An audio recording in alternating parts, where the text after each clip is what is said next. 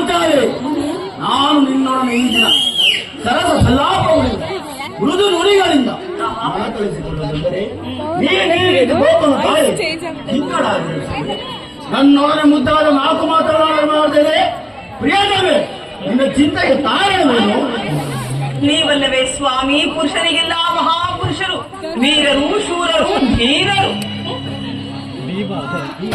ಪಾಂಚಾಲಿ, ಸಾಕು ನುಡಿಗಳನ್ನು ಹಿಂದೆ ಒದಗಿದ್ದ ವಿಪತ್ ಪರಂಪರೆಗಳನ್ನು ಬಗೆಹರಿಸಿ ಕಾಪಾಡಿದವರಾರು ಈ ಭೀಮನಲ್ಲವೇ ಸಭಾ ಮಧ್ಯದಲ್ಲೇ ಅಗ್ರದ ಅಭಿಪ್ರಾಯಕ್ಕೆ ವಿರುದ್ಧವಾಗಿ ಹೇಳುವುದು. ನಾವು ಸುಮ್ಮನಿದ್ದ ಮಾತ್ರಕ್ಕೆ ನಮ್ಮನ್ನು ಕೈಲಾಗದೆ ಪಾಂಚಾಲಿ, ಚಲಿಸುತ್ತಿರುವ ಸೂರ್ಯ ಚಂದ್ರಾದಿಗಳು ಇನ್ನು ಮುಂದಾದರೂ ಸರಿ, ಸಪ್ತ ಸಾವಿರ ಏಕಗಳು ಭರ್ತಿವಾದರೂ ಸರಿ, ಈ ಭೀಮನು ಮಾಡಿದ ಪ್ರತಿಜ್ಞೆ ಎಂದಿಗೂ ಭಂಗವಾಗುವುದಿಲ್ಲ. ಹಾಗೇನಾದರೂ ನನ್ನ ಸಹೋದರ ಬಂದೆಯು ಅಗ್ರದ ಅಭಿಪ್ರಾಯದ ನಡೆಯುವುದಾದರೆ ಅಂದೇ ಅಂದೇ ಆ ಅಸ್ತ್ರಾವತಿಯಲ್ಲಿ ಪ್ರವೇಶಿಸಿ ಆ ಗೌರವದ ತ್ಯಾಗಕ್ಕೆ ನನ್ನ ಪ್ರತಿಜ್ಞೆ ನೀಡೇರಿಸಿಕೊಳ್ಳುವೆನು. ಗೌರವನ ಭಾವನೆ ಸೊರತೆ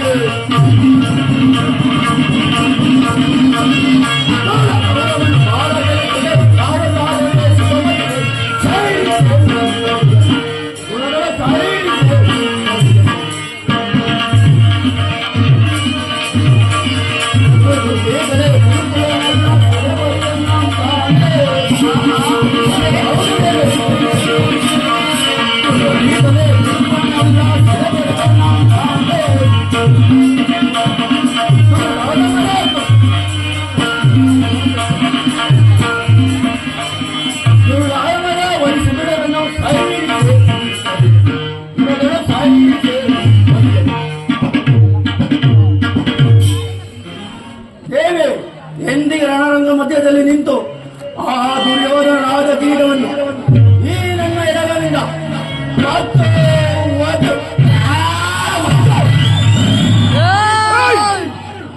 ಈ ನನ್ನ ನೆಚ್ಚಿದ ಅವನ ತೊಳೆಯನ್ನು ಅರ್ಪಣಿಸಿ ಆ ದುರದುಶಾಸನ ವಸ್ತ್ರವನ್ನು ಎಂದಿಗೆ ನಿನ್ನ ಬಿಟ್ಟಿನ ಮುಡಿಯನ್ನು ಕಲಿಸುವ ಅಂದು ನನ್ನ ನೋಗಳು ಅದು ಮರೆಯಬೇಕು. ಈ ನಿನ್ನ ಮಗಳಿಗೆ ಮಾತರು